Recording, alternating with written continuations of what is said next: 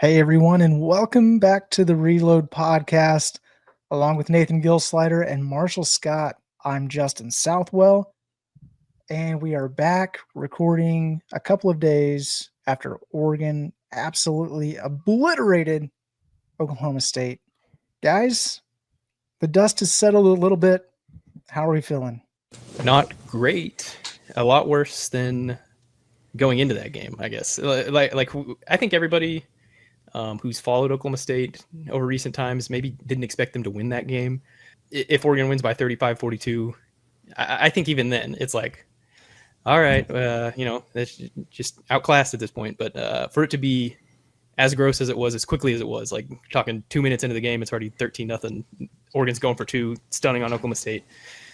That was a rough one. That was certainly rough. We've seen some rough games here lately. That one was a rough one.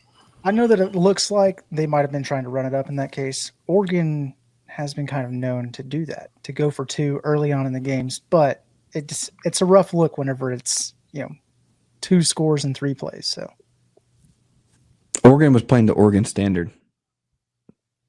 That was it. They could care less who was out there. I mean, don't get bitter, get better. Right? I mean, that was embarrassing. Every single facet. And I think that's probably the worst part is everybody who has been through thick and thin with Oklahoma State. Man, you accept losses. That's part of it. We know who we are. We've been an incredibly consistent program until last season, punching above our weight. That was a complete embarrassment to every single person that gives money, shows up in Stillwater, Oklahoma, supports, and does everything. And then that gets put out there. It was abysmal. And you can say NIL all you want, but I watched Army beat Kansas State. I watched Troy go up 17-0 on Clemson. I watched Ohio University beat West Virginia, all of which get dwarfed in the NIL for those opponents. It's not NIL. So we can put that to rest right now. Do we need more? Yep. Is that what happened on Saturday? Nope. Right? That's not it. It's embarrassing. I was literally embarrassed watching that. I want to back up a little bit. I think it is a little bit NIL, but it's not the sole reason, because NIL sets the foundation and the coaches take that to where they can achieve. Now you've got like Texas A&M, Colorado. We had more players. We had more players drafted last year than the University of Oklahoma, and we won 3 games. It's not NIL. That's what I'm saying. It's coaches. It is the coaches putting them in position to be successful. If you gave Mike Gundy $25 million with that roster, do we beat Oregon? Do you believe we would beat Oregon? No, absolutely. It's not about having $25 million. It's about what you do with it. So going out and getting a legitimate offensive line would make a massive improvement on what we've seen so far this year. I don't think so. I think it's a little NIL. It's not all NIL. Like I think, like I said, everybody expected Oklahoma State to lose that game, but for it to be as bad as it was, that wasn't NIL. It wasn't embarrassing because of NIL. And this is no slight on the kid because he didn't get a fair shake. But you're telling me that the coach watched the quarterback battle for 6 months, and his decision was, it's pretty close. I think they both need to play. They're not even in the same stratosphere as athletes on that football field. His decision-making from a program building perspective is off, and it has been. And we're getting drubbed man. Like Kansas State, South Alabama. Go back 3 years. This is a consistent. Colorado. This is not NIL. I don't care if you would have given him $15 million to win with a roster last season. There's something wrong at the core of Oklahoma State. I mean, during that game, they zoomed in on him on his headset, and I literally saw him click down, and he says, "Run it." You're down 13-0. It's third and whatever. Run it. You're already punting on the game. Like that's such a kick in the face to everything that he built. I just it hurts my heart. As an Oklahoma State alum, fan, I have so much respect for Coach Gundy. Like, I don't even know what I'm looking at. And like, man, I felt bad for the guys because it's like none of them really looked like they cared. And I don't think that's fair to them. Like, that's not fair, right? You can't judge somebody's intent, how much they care, how much they try. Man, they just took it in the teeth. Were you guys sort of surprised, given Zane is the only quarterback sort of left on the roster, not to, discount Banks Bowen, but, his true freshman, Gundy's more than likely not going to throw a true freshman out there this early. I was sort of surprised that Zane played the whole game. Like, whenever it was like 40-0, I was like, hey, I know that Zane hadn't had a good game, but I was like, hey, maybe get this guy out. Like, if he gets hurt in this 66-point blowout, like, then that screws the rest of your season. Not even just hurt, Marshall, like irreparable damage done to his psyche of, can I even complete a forward pass? Right? Then he tries and he throws back-to-back pick sixes, and you've got your brand new right tackle having to lift your chin up when you're supposed to be my team captain walking off the field. Again, for me, and I've heard Carson say this, and he's 100% spot on. We've seen it in years past when quarterbacks have gotten hurt. When Spencer got hurt, it was like, what offense are you going to run that's Shane Illingsworth and Spencer Sanders? It does sort of feel like the exact same thing with, and Zane can move better than Alan Bowman could, obviously, but it does sort of feel like you got Spencer Sanders and you got Shane Illingworth. And it's like that is 100%. There was rumors, and we know that there was some truth to it, that Jake Retzlaff was interested at Oklahoma State. Oklahoma State was interested in him. He probably, I would assume he probably wanted to go to a destination where he thought he really was going to start. OSU probably said, hey, yada, yada, yada. Listen, this is exactly why you pony up and make him come. He's splitting time at Tulane. You could run the exact same offense you did with Hoss Haney that you could with Jake Retzlaff. But you didn't. And it's I don't want to say malpractice because that's strong. But I just don't understand. I mean, let's just even go from a recruiting standpoint. There was a kid from Muskogee High School last year that is an incredible athlete. Incredible. Oklahoma State didn't even offer him. He's at Utah. And we came in the fourth quarter because Utah's killing everybody. And he looked like Michael Vick. I mean, you don't think that that's a much better option to have sitting behind this? You get what I'm saying? Like this, like even just the building blocks. Like, I don't even know. There's no creativity. And it's like, if you're Coach Meacham, big fan, this is probably his last chance to ever be an offensive coordinator, if we're being realistic. At his age, what he's done in his career, he's had one successful stint at TCU and then one not so much, and then came back at wide receiver, right? And it's like, you can't just rubber stamp now. Like, you basically have to do exactly what Todd Monken and what Dana Holgerson said to him, which was, get off my mic or fire me. This is what we're doing. Because this looks exactly like last year. And even last year, Coach admitted last season that, hey, I forced our defensive coordinator to change fronts. You did what? Why did you bring him in? Why are you even making that decision? That's his decision to make. It doesn't even look like Meacham is running anything. It looks like this is my 2009 playbook that Coach Gundy's running. I don't even know. Like it's hard to even grasp where we're at. 3 years ago, we were 3 feet away from the playoffs. Like that's hard to fathom now when you look at that, what you're watching. And it's only the second game of the season. Like, man, like what? It's tough. This is not an original thought. I've heard it plenty of times since the game ended, but OSU is closer to UT Martin by a lot than it is to Oregon. And I think that was proven. And to your point, Marshall, like Oregon, insane. Incredibly talented. They were so good.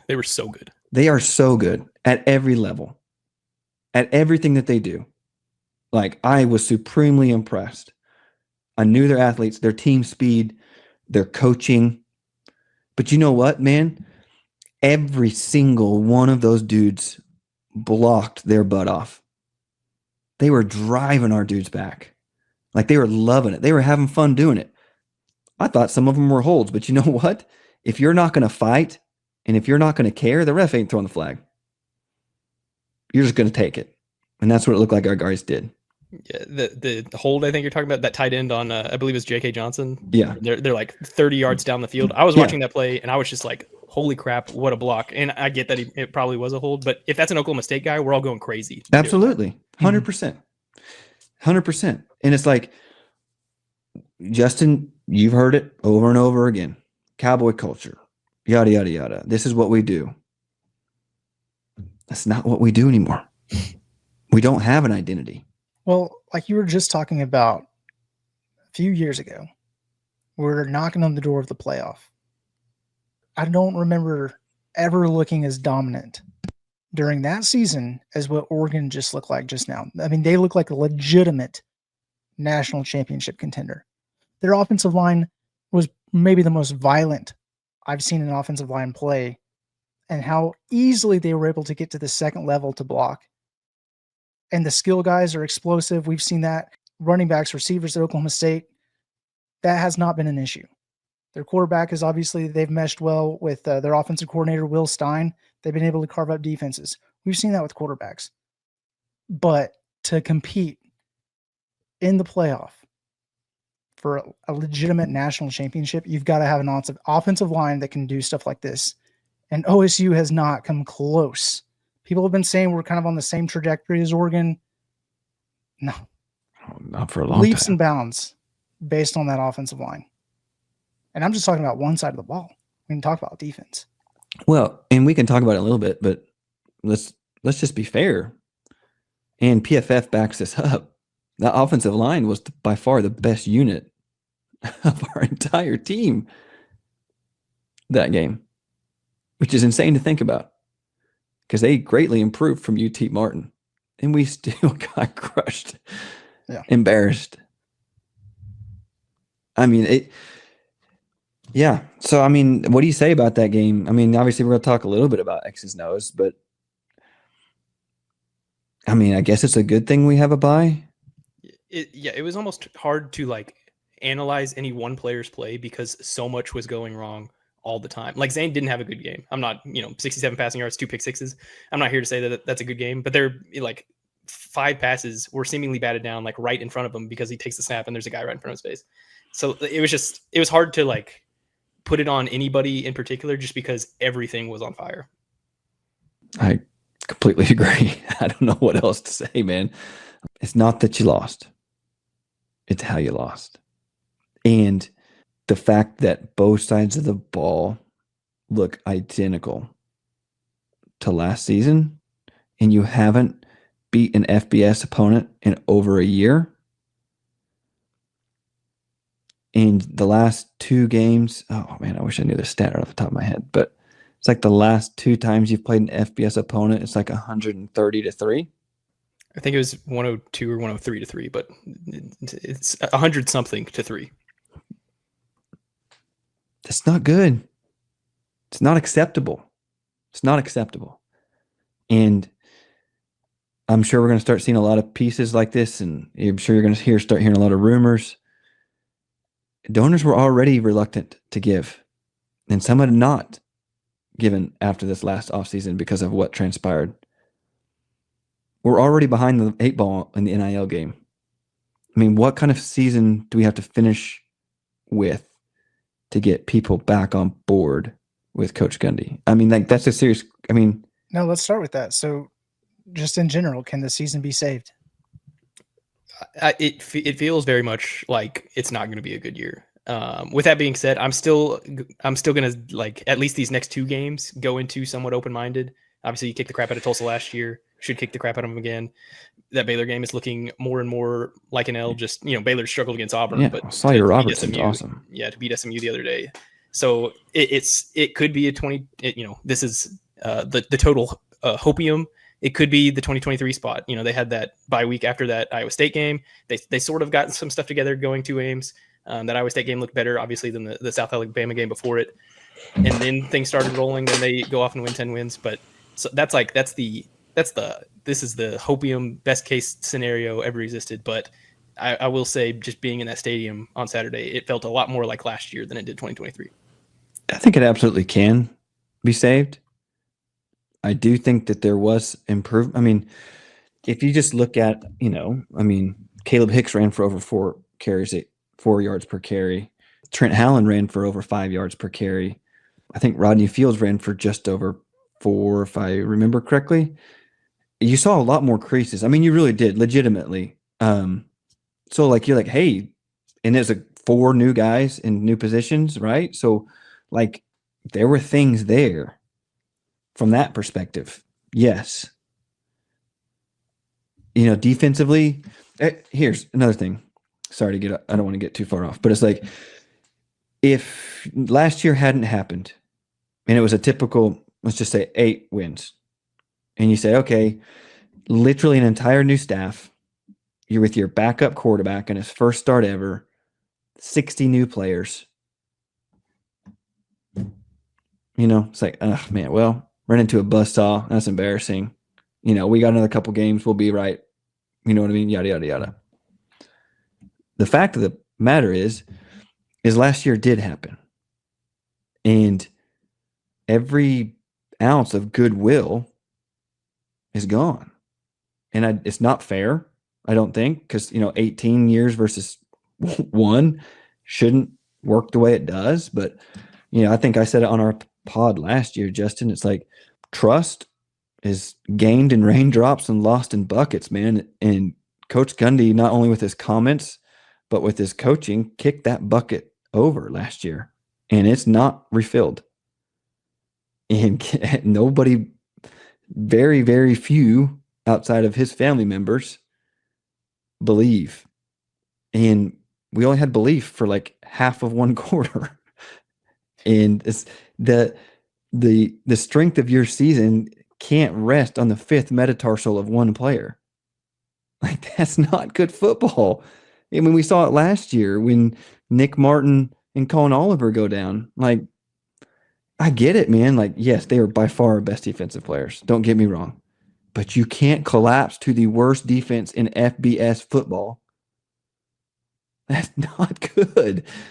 You know what I mean? Like, so yes, the season can be saved, but you literally have to blow the doors off of Tulsa, and make it competitive against Baylor, right? And then, like, pray that Haas comes back against Houston or Arizona or whatever it is, and then maybe get to 6. You know what I'm saying? Like, that's because if before the season, when we did our, what does this season look like? Baylor was a toss-up. We kind of had chalked that up. We knew we were going to lose to Oregon, going to beat Tulsa, right? That was kind of what we said, right? So it's like, it's still tracking, but that, I mean, that throws you off the tracks because then you, right, it's that big of a blowout, right? Because then you see UT Martin get absolutely blasted by UTEP. To pile that on to what we just witnessed in Eugene, you're like, oh my gosh. And talking about last year to this year, what makes it worse in my mind is that football in general in the Big 12 is pretty bad. I just feel like it makes it even more frustrating as an Oklahoma State fan that we were not taking advantage of this opportunity. We've totally squandered any chance of establishing dominance. And can I ask you a question on that? And if you and I and Marshall are being 100% fair and transparent, and you took the sticker off the helmet, when Oklahoma State has had the opportunity in the last 18 years, when have they stepped through that door to be that?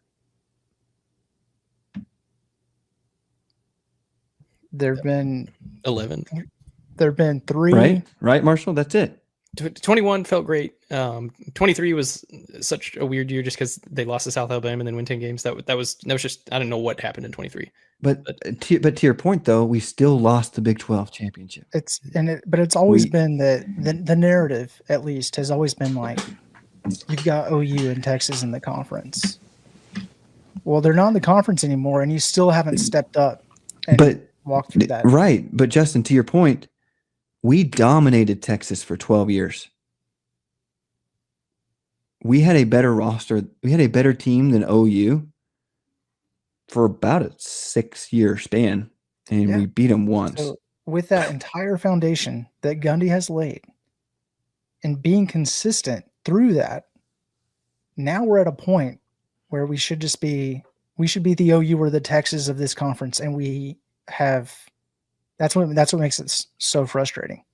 Or should at least be competing with everybody. I think that's the part that really gets me, is that it's not like, Iowa State's getting its doors blown off. In Iowa State, I don't know in NIL budgets for every team, but I imagine Oklahoma State's somewhere in the Iowa State range. I imagine Oklahoma State's somewhere in the Baylor range. So that's the really the part to me that's like, okay, I get that Oklahoma State might not have as much NIL as Oregon, but and we haven't seen them compete against these Big 12 teams. But last year, it's like, okay, there shouldn't be this big of a gap between Oklahoma State and Arizona State, for example. That's the part. 1,000%. I guess that's kind of what I'm getting at, guys. Is and you and I defended Coach Gundy all year last year, Justin. But if we're being fair, every opportunity we've had to take that next step, we have fallen just short. And then you look at, Utah had a terrible season last year. And they've got I know they've got more NIL than us, but it's not like they're shoveling out 15 million or anything like that. They look amazing. And Coach Witt and Coach Gundy are just about the same. Age, tenure, all of it. So it's like, I don't know, man. Can it be saved? We've seen it before. We're kind of jaded now after last season. And then if you just take out that 7-game span in the middle of Ollie Gordon's season, it's really 3 years in a row of subpar football. Yeah. Now 2022 was also horrendous. Or unless you're counting that as the 3. I wasn't sure if this is the 3. Yeah, that was part of it. Yeah. 23, so 20, now it's looking like 23 was the outlier instead of 22 being the outlier, 24 being the outlier. Right. And, Gundy has said it to his previous staff, something to the effect of, you've created the monster, now you've got to feed it. Okay, the monster's dead. It died of starvation. No one is afraid of Oklahoma State anymore. No, they're waiting to play us. All right. This is our get right game. I didn't write this, and I'm not going to write this until, maybe Big 12 play, but it sort of has a feeling of those old Kansas teams, that it's just like they're going out and getting blown out every game. It's just that's the painful part. And what cracks me up is fans love to say, the really positive ones, we love to be the underdog. We thrive in the underdog role. Okay, we'll see. Maybe it's just setting up the super underdog. I don't know. Yeah, Nathan, you're exactly right. I think it's a matter of beating Tulsa by multiple scores and trying to gain some sort of momentum heading into the Baylor game. So that Find you can something to build hang that your up. hat on. Exactly, because as I mentioned before, the Big 12 is still down. There's some teams that are looking a lot better than others right now, and there's a lot more hope and optimism for those programs. But there's no reason Oklahoma State needs to be at the bottom multiple years in a row. Does not have to be that way. Completely agree. That Tulsa team is going to want to play Oklahoma State too. That's a Absolutely. Tulsa team filled with Oklahoma kids. Dominic Richardson's been running for a lot of yards. You don't think he's going to want to come back and beat Oklahoma Braylon State? Presley. Braylon Presley's he's playing now. So Isn't Ben Kapinski there? I think maybe I can't remember if that's I think he's graduated by now. Okay. But yeah, a ton of Oklahoma kids because Trey Lamb brought a lot of guys back through the portal that went out of state. So that. And I still expect Oklahoma State to win this game after watching last year's game, even though Oklahoma State couldn't run the ball against them. You know, Alan Bowman was literally the Walter Camp National Player of the Week after this Tulsa game. So I'm still expecting them to beat Tulsa, but that team is going to want to play Oklahoma State, especially a wounded Oklahoma State. So hopefully that gets across to Oklahoma State's players over the next week and a half. And so, Nathan, what do you think the future of the program looks like as we stand today after this Oregon beatdown? All right. I'm going to share something with y'all because it has been since 22 what we talked about. I was sitting in the stands with my dad, and I've told some of y'all before, you know, I was a Kansas State kid, loved it. 1998 Kansas State football was my first love. Like Michael Bishop, I absolutely loved Bill Snyder. He was godlike to me. I mean, they were a year away from canceling their program, and then all of a sudden they're a fourth down or a third down conversion away from going to the national championship. You know what I mean? Like when the Big 12 was the best conference in football. And I watched Kansas State and Coach Snyder come back, kind of turn them around after Ron Prince, and then he just hung on. And football was changing, and Coach Snyder was stuck in his ways and how he did everything back then to get Kansas State so successful. And from 1995 to 2012, Kansas State had 9 10-plus win seasons. That's right in the heart of Big 12 dominance. Incredible. His last 4 seasons at Kansas State were 6 wins, 9 wins, 8 wins, and 5 wins.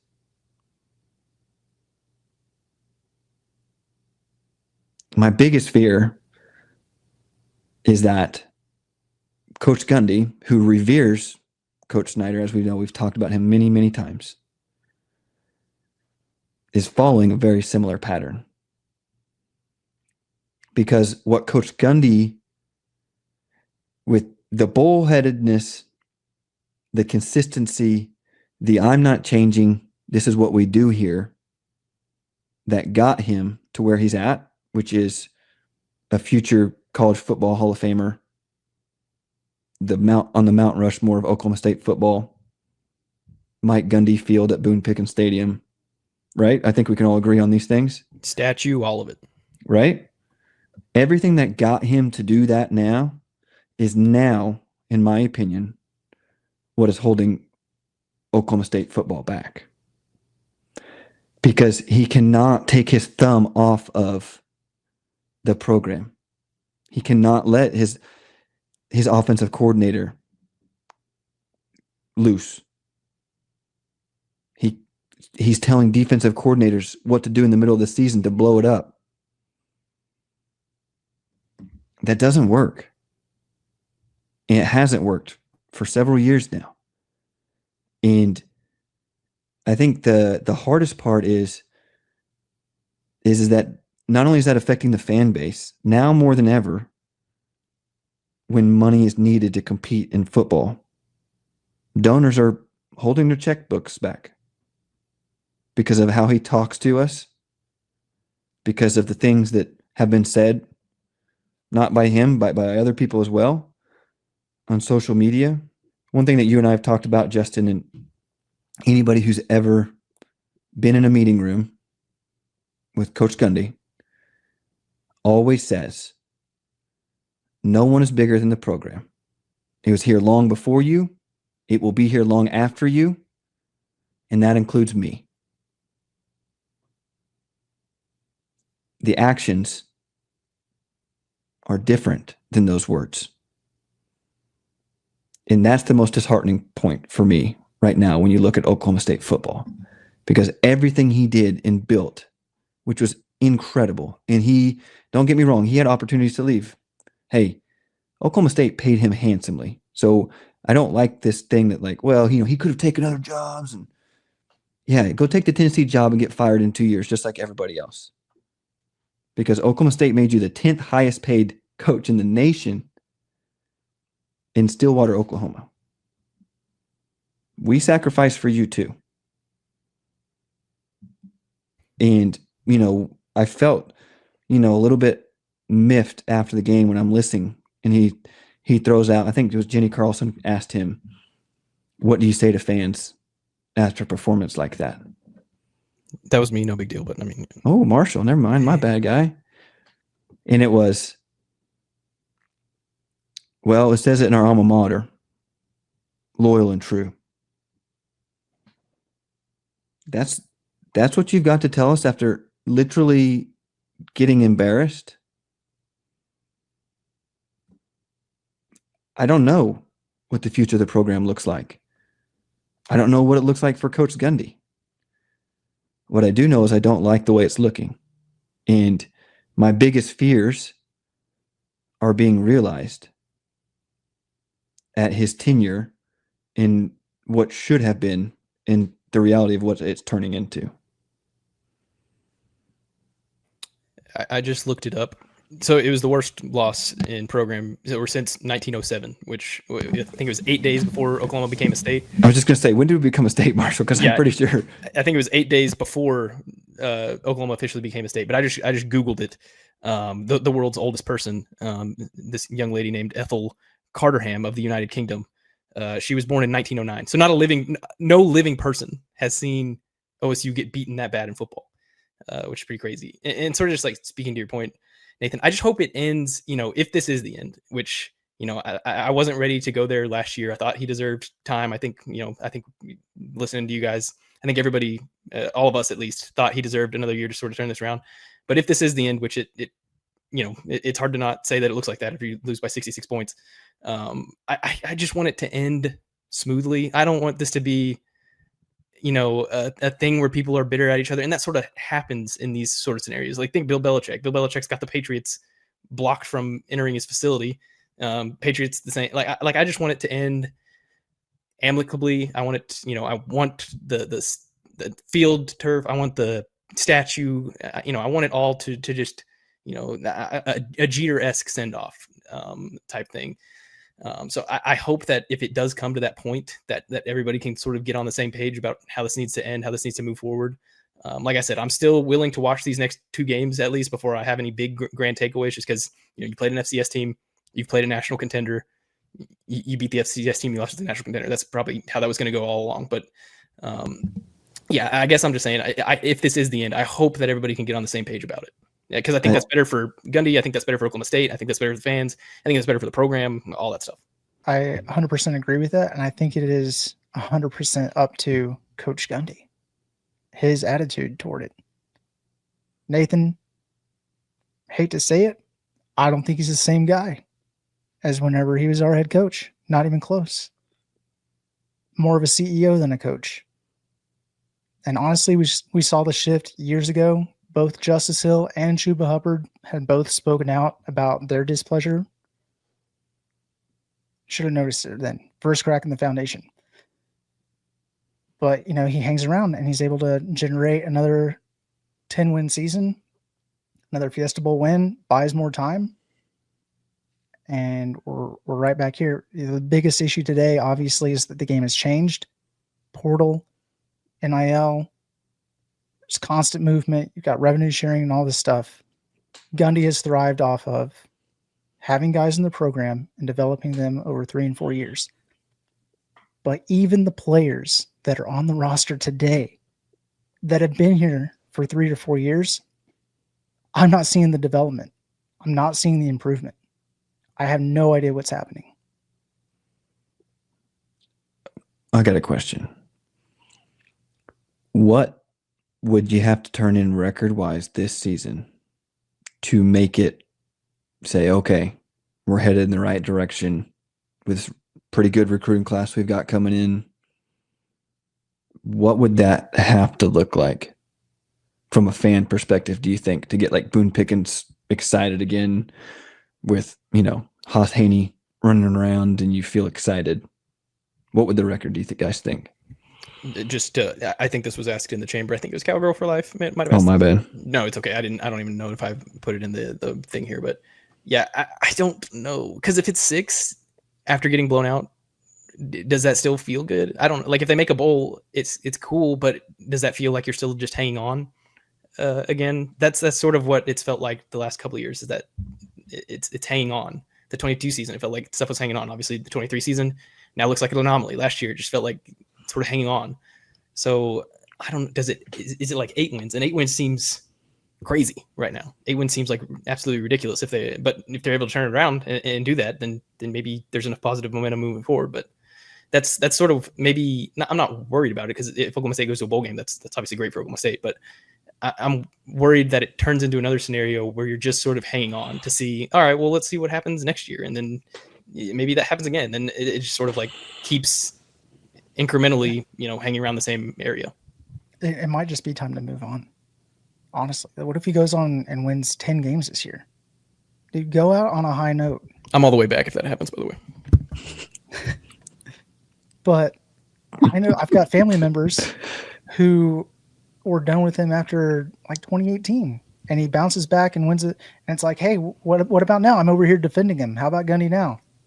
It's time to move on. And I think maybe we're at that point, legitimately. I was pretty critical. I didn't have a podcast at the time, but I was pretty critical of Coach Holder when he blasted Mike Gundy, and then he used Boone Pickens to force him to hire Dana Holgerson and Todd Monken, because we all know that's not happening if he's not forced, right? I mean, that's right. And I think Coach Holder's right and was right. He's proven to be right.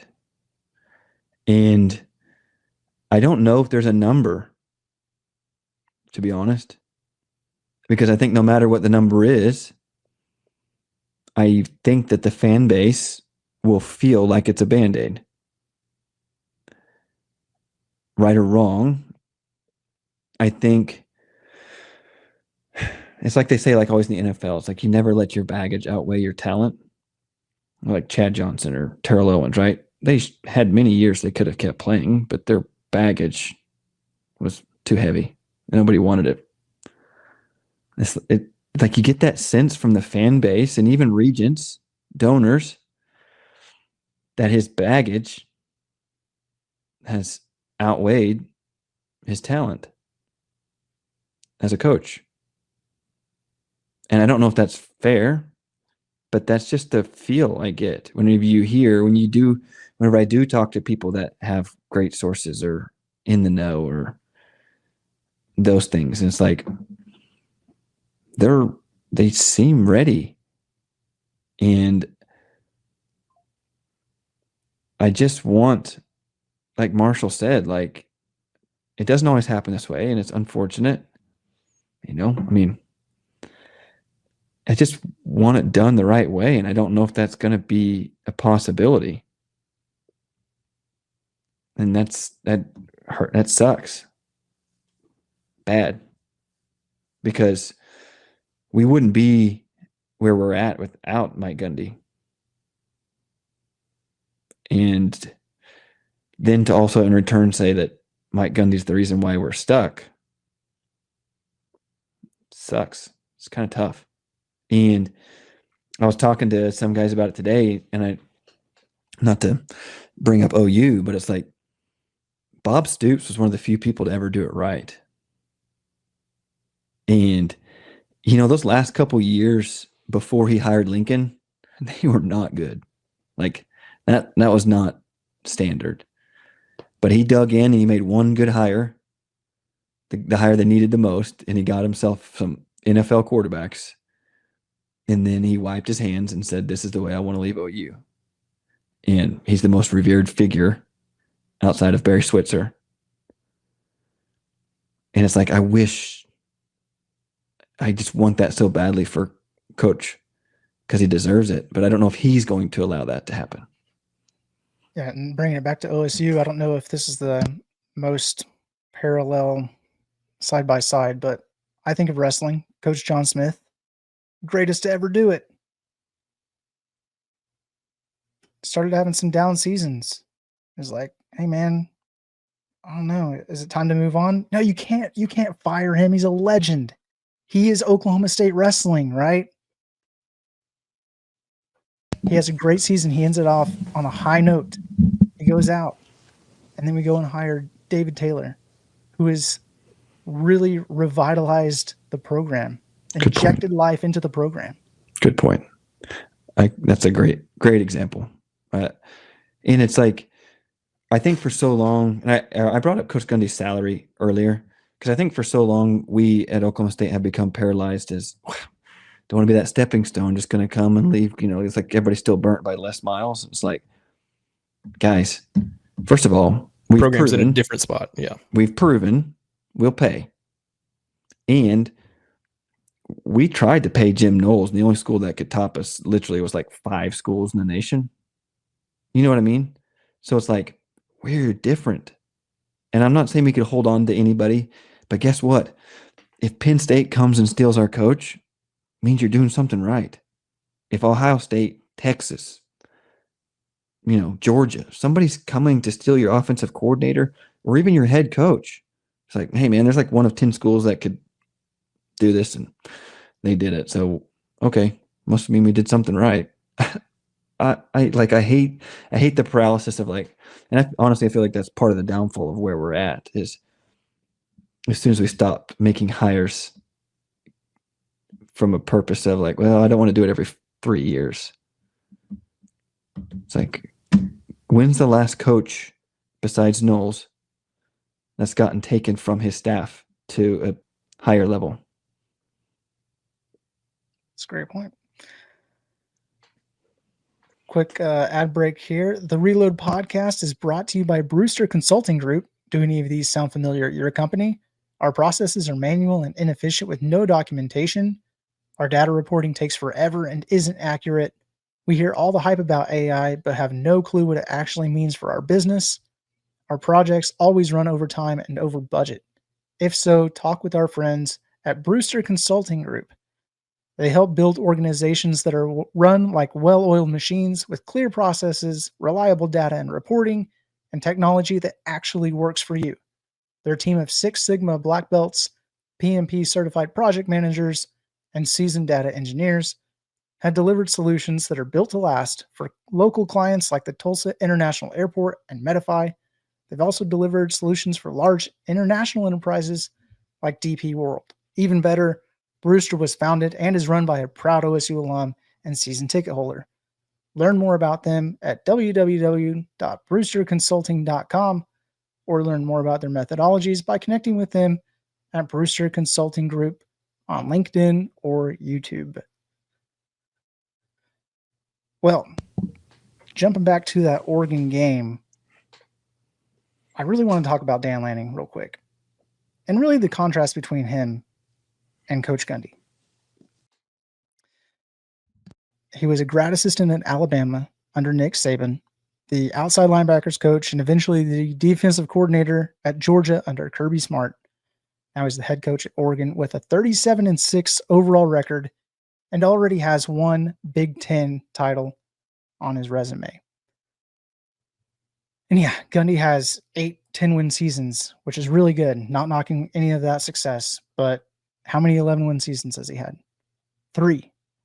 He's got 1 conference title in 20 years, and Lanning is about to have his 3rd 11-win season in his 4th overall season, and he might add another conference title. So there's levels to it, man. I mean, this guy is crushing it, and so he's already started off the 2025 season 2-0 by a combined score of 128-16. And of course, we talked about the quote ad nauseum. He manufactured inspiration from a Mike Gundy quote to get his team fired up, and then kept the foot on their necks all game. And some people are asking, why would you do such a thing? Well, it's what good coaches do. Do you know those guys only had 4 returning starters from last season? And we're talking about continuity being so important. Like, this is their first test against a Power 4 opponent.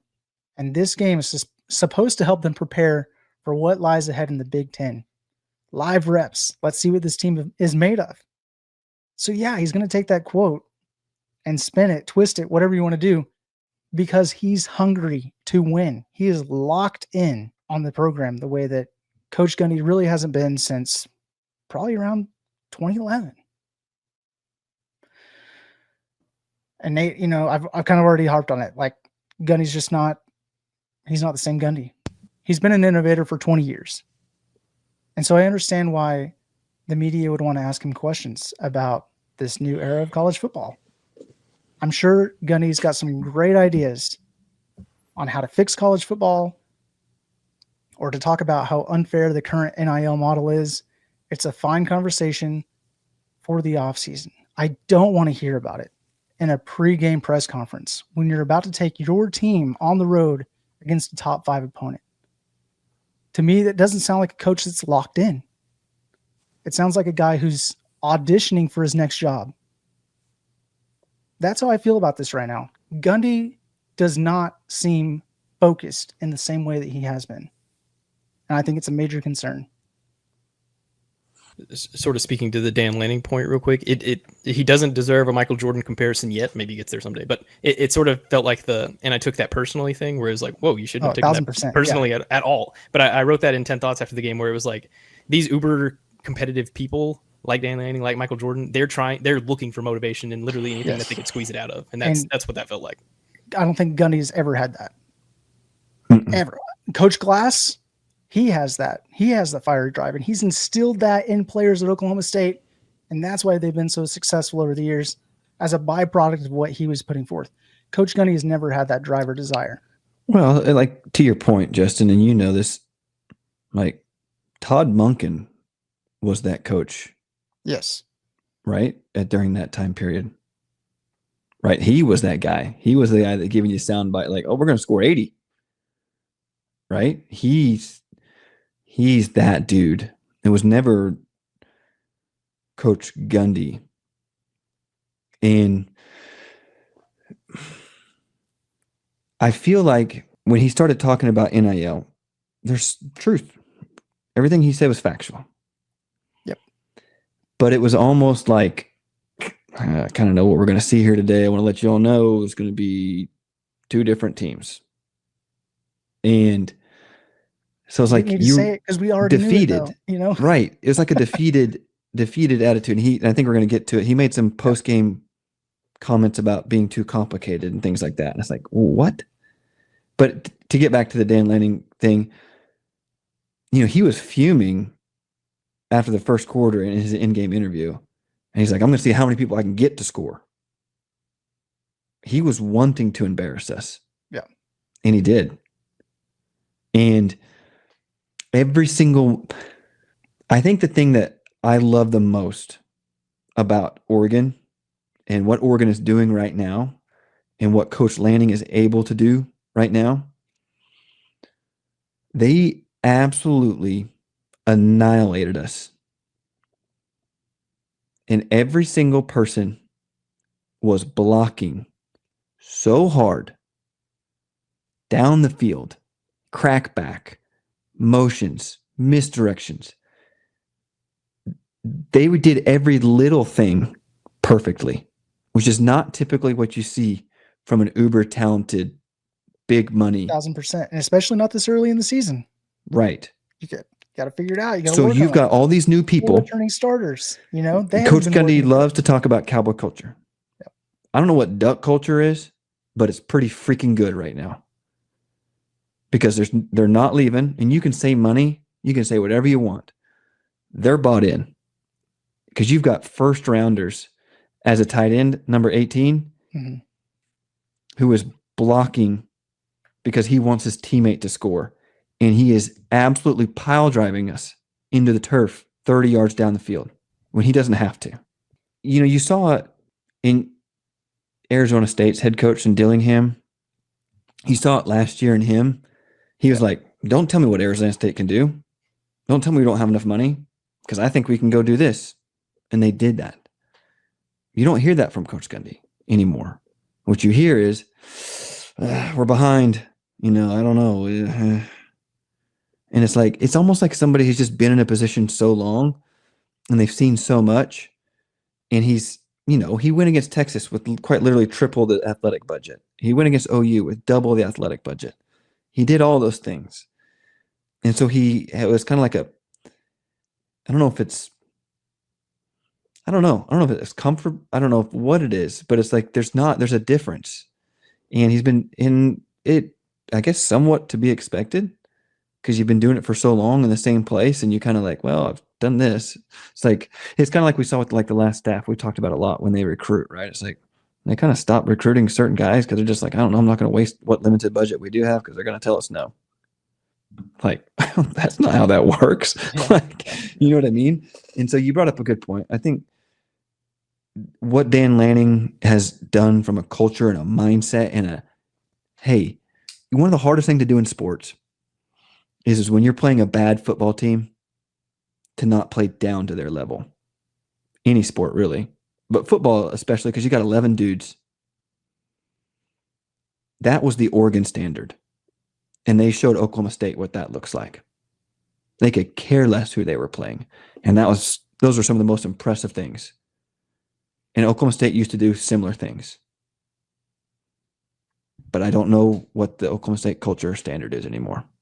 One more sick block example on, I think it was the reverse touchdown that they scored. It was like from 20 yards out. There was an offensive lineman blocking a defensive back like 8 yards into the end zone. Yes. Yep. Incredible. Incredible. You don't need to be blocking that guy anymore. No. Well, you mentioned it. Mike Gundy said in the post-game press conference that the game plan was too complicated. That was I don't know, you can call it an excuse this time, I guess, but and a little bit of defense for Mike Gundy. How can you prepare for Oregon? Especially their offense, the way that they were so dynamic on the offensive side of the ball with the multiple formations. They've got speed. They have counters, play action, trick plays, reverses, the violent linemen we've been talking about. They've got multiple future NFL guys on their roster, potentially future NFL stars. Like Oklahoma State, credit where it's due. They've developed, they've put guys in the NFL. Haven't had many NFL stars in the Gundy era. This team has multiple on one roster right now. But in criticism of Mike Gundy, how can you not correct courses a little bit and have try to establish some kind of offensive identity by now? Like, the game plan was too complicated. That's tough to hear. Yeah, it was sort of tough and similar to like how I couldn't really evaluate Zane because nothing was going well. It was sort of really tough to tell like what the game plan was just because everything just got blown up pretty much instantly. So that was, I asked you guys about this before going in. I was just like, I don't know if you guys have any takes on this because I couldn't tell if the game plan was complicated or not because basically every time the ball was snapped, Oregon was just winning automatically. No, it was not complicated. It wasn't.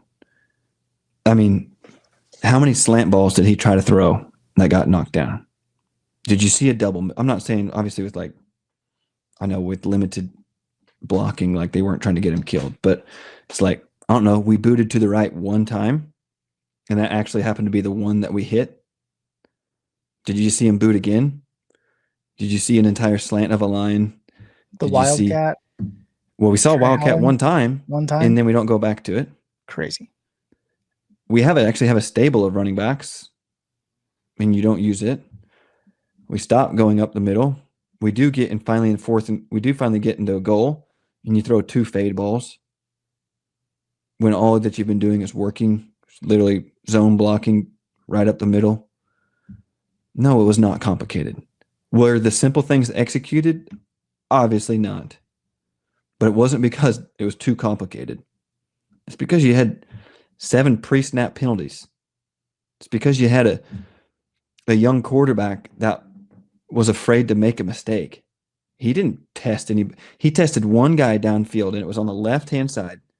It was actually a great throw in a double coverage that we actually almost came down with. I think it was Was it Rigsby?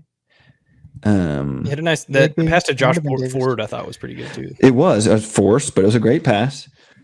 But I'm just saying, like after that, like, did you? I mean, I'm not.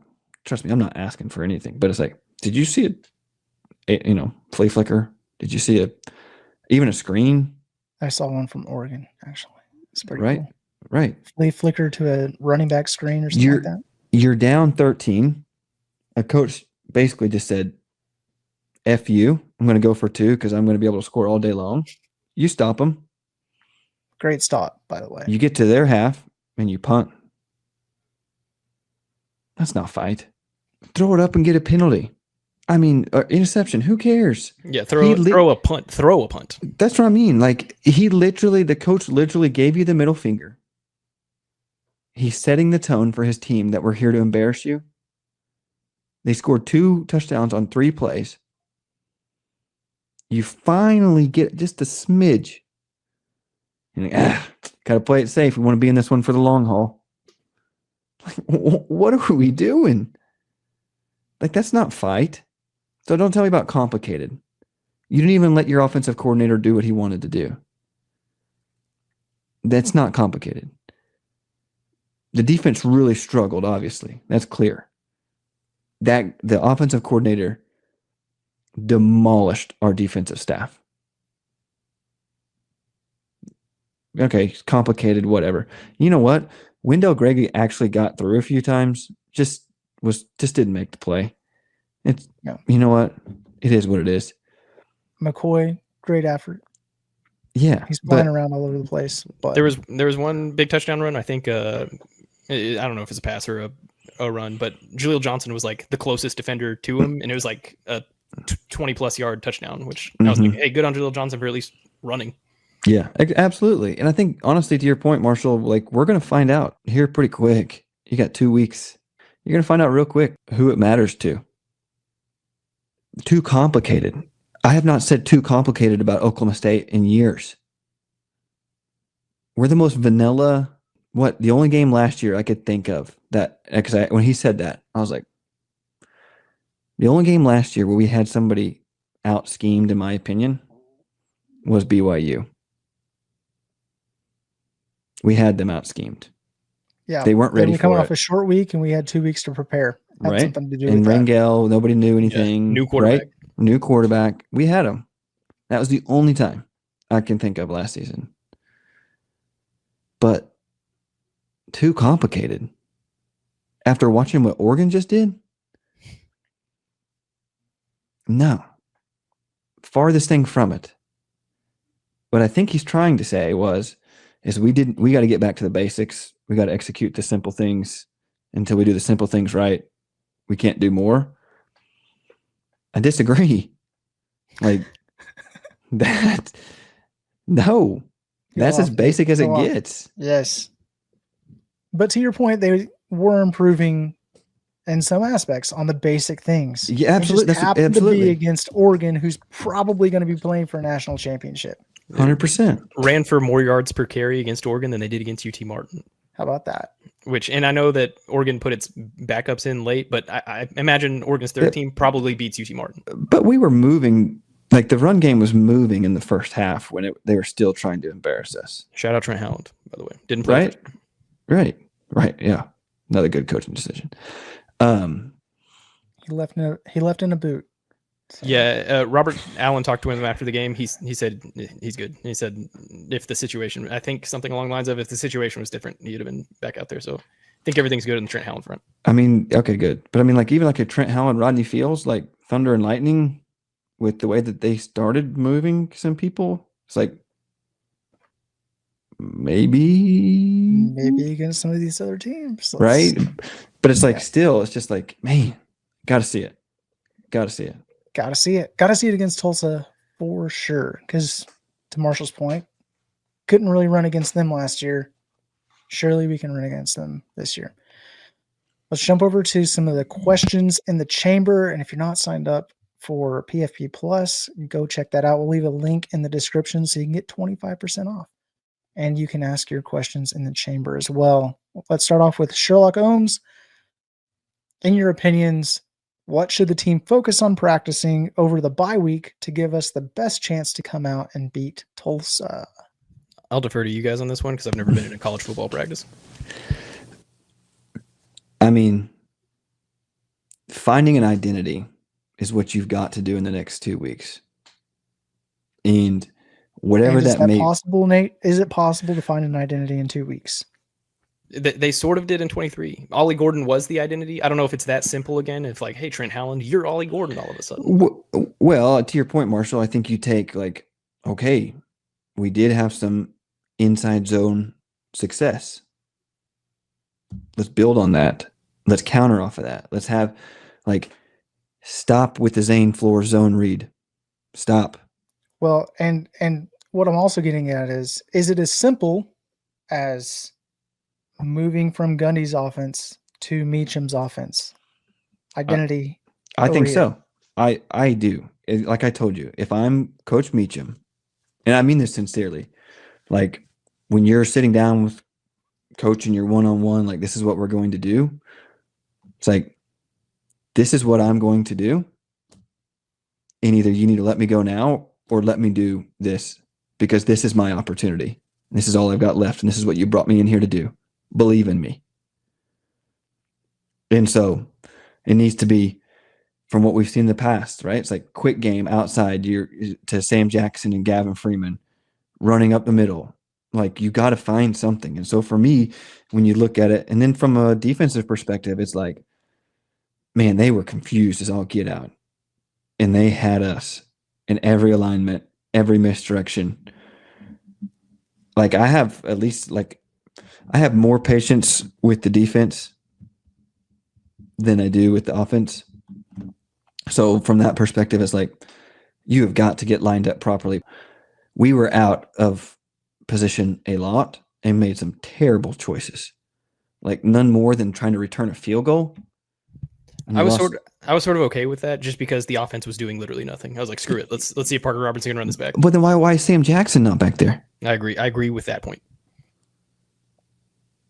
To get back to the question, you get back and you try to find yourself an identity and you nail that to the door and say, this is what we're going to do. This is what you do. This is and again, I don't know nearly as much about football at the highest level that you guys do. Would not mind like a little bit of like half diamond formation where you've got Rodney behind Zane, you got Trent next to Zane.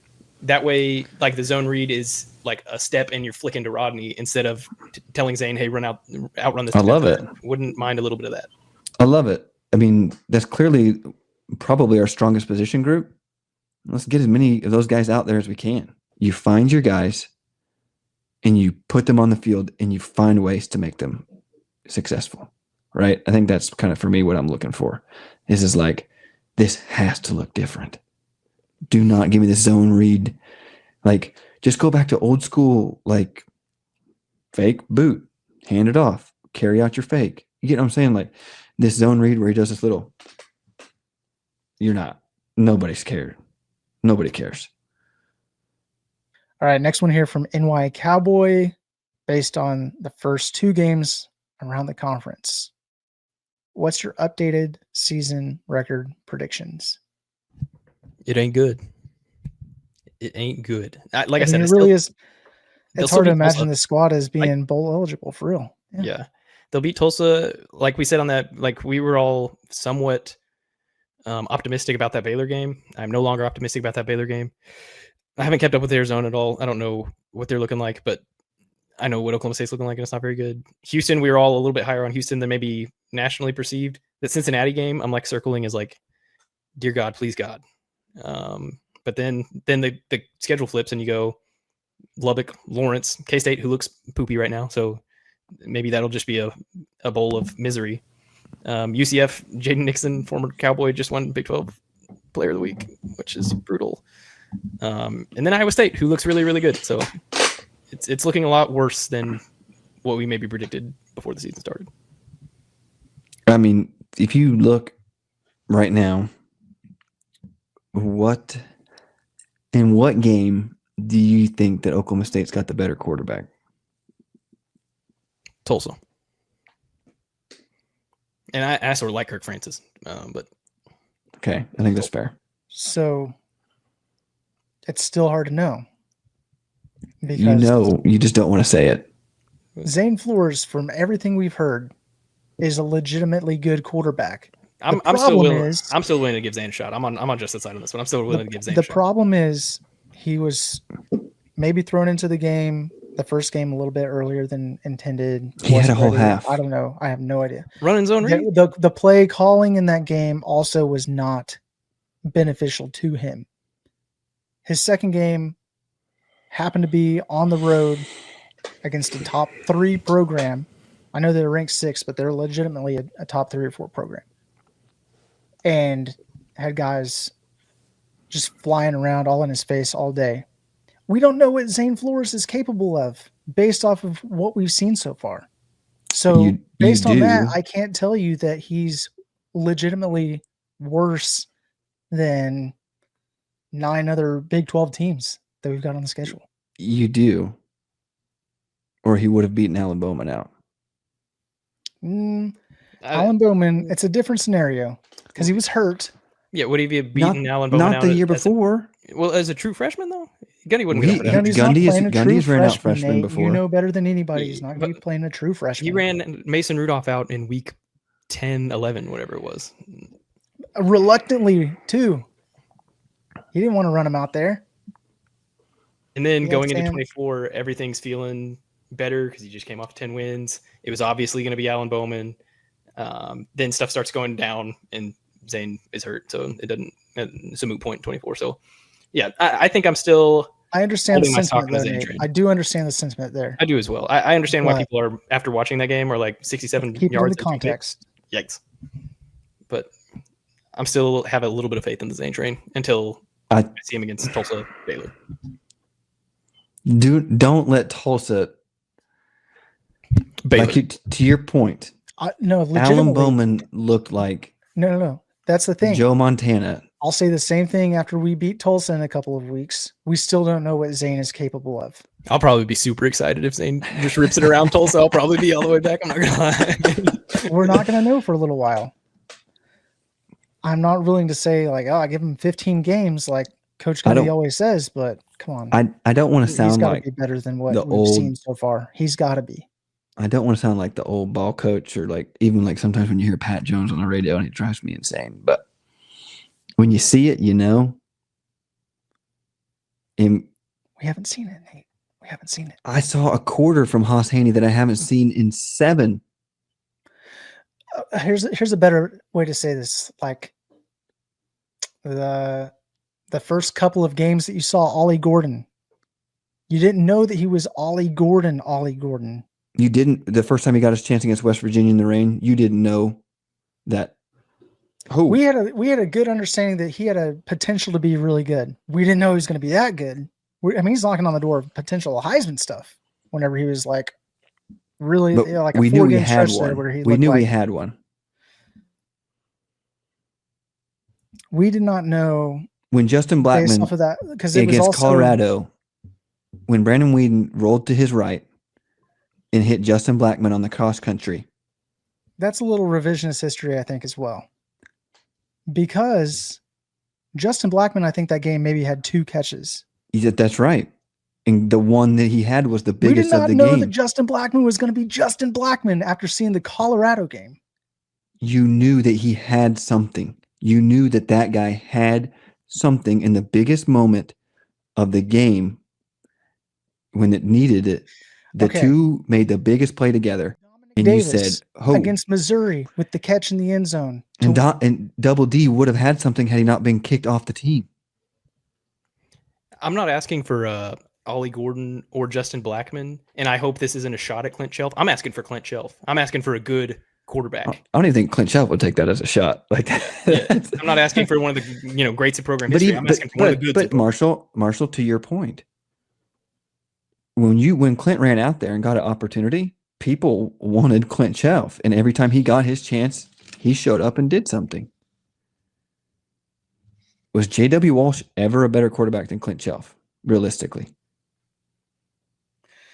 J-Dub's a gamer. I know he is, but I'm just saying, like, you knew Clint. All I'm saying, a J.W. Walsh Clint Shelf discussion over this. all I'm saying is that I feel like sometimes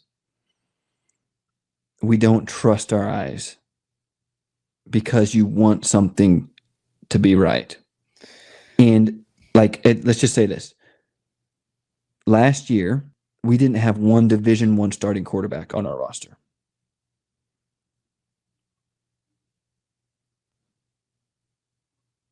We didn't. And it looked like it. But nobody wanted to really, like, I don't know, give me the. It's like, guys, it's not them. These are not the dudes. This is not. I mean, it's kind of simple. I don't want to go down this road. I trust my eyes in the difference in athletic ability and ability to make plays on his own and be a guy that can change the game and make off-schedule plays when things don't go right, because that is the game of football. I've seen it from one person and not another. Saw it from one person in one quarter against a terrible team. When the Zane train is rolling down the tracks, Justin and I will wave back to you as you're standing on the station. Are we going to run directly into a wall? Who knows? But all right. Give it a little bit more time. We'll come back to it, though. It's early. All right. 21-35. Do y'all think a new hire will automatically inject an influx of cash into NIL? And then a similar question from R11. Where can OSU realistically land in relation to big spenders for NIL? I sort of touched on this a little bit earlier, but I'm not even asking for Oklahoma State to be a Texas Tech in the NIL market.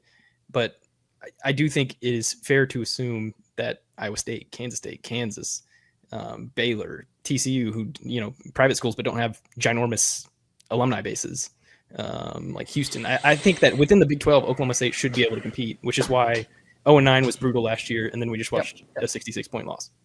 Yep. Yeah, I do think that the right hire would automatically inject, just because of the unknown, the belief, the change that some people want, like that alone, I think would just re-energize a beaten down fan base. So I would imagine that would definitely just inject some life, money-wise. Mo Willie, when does the wrestling schedule get released? Yeah, I put this one in for a bit of a plug for the World Championships this weekend. A lot of Cowboys going to be competing. So if you're sick of watching OSU lose, tugboat, what is that? I was trying to do the hype up noise. Yeah. But Wyatt Hendrickson wrestling for a world title. Zahid Valencia didn't go to school here, but is wrestling for the Cowboy RTC. Roman Bravo Young, similar Penn State wrestler. He's wrestling for Mexico at the Worlds. Rin Sakamoto on the current team representing Japan at Worlds. I believe there is I don't know the guy's name. That's on me, but a guy representing an Eastern European country from the Cowboy RTC. Jax Forrest, 2026 commit, is on the senior world team, which is crazy. He's a high schooler on the senior world team. And then I believe one of the Rainey twins, I forget which one, is on the Greco team for Team USA at this World Championship. So a lot of wrestling to watch this weekend. I think it's all on Flow. If you've got that subscription, I think that subscription costs a little bit too much. I think if it was a little cheaper, I would have it. But so yeah, David Taylor is on the horizon if you're worried about this football season being another stinker. Additionally, worried about a month. I think October 10th, we're looking at probably getting the wrestling schedule released for Oklahoma State. So Cowboy Farm with a PH. New coaches, new players, new opponents, yet watching on TV, I could have sworn we still had Dunn as the OC on Saturday. How do you square everything that has changed with the players and the coaching personnel, yet our offensive product looks so similar to the 2024 season? Yeah, we've been discussing that pretty much. A little bit. I was going to say, I think he knows the answer to that. That's probably why he's asking. We're not good. Our offensive line is not good. And because of that, our offense is going to look like a done coached offense. We're going to have the vanilla stuff going on for a while. until we can get better and then do the other things. I'm not saying that they're good. What I am saying is I'm tired of hearing that excuse. And they were the one part of our team that improved. I'm tired of that excuse being in existence. I'm just tired of it existing because the offensive line's been so bad. What you're saying is factual. It's true. You're not wrong. You obviously you know this, right? You can only run so much stuff if you can't get a 5-step drop or a 7 or whatever it may be, right? Like you can't. But from a coaching perspective, that was the one thing that actually did improve against a far superior team. How about, so Cowboy Farm here only mentioned Dunn, but you could mention, was that Nardo out there on the defensive collar? Like, but what's going on with Grant? Well, that's why I brought up what Coach Gundy finally admitted to doing to Nardo last year, what we all suspected. And it's like when he is signing off beforehand, his thumb is way too heavy on game plans, in my opinion, and it's clear. And I do think on defense we tried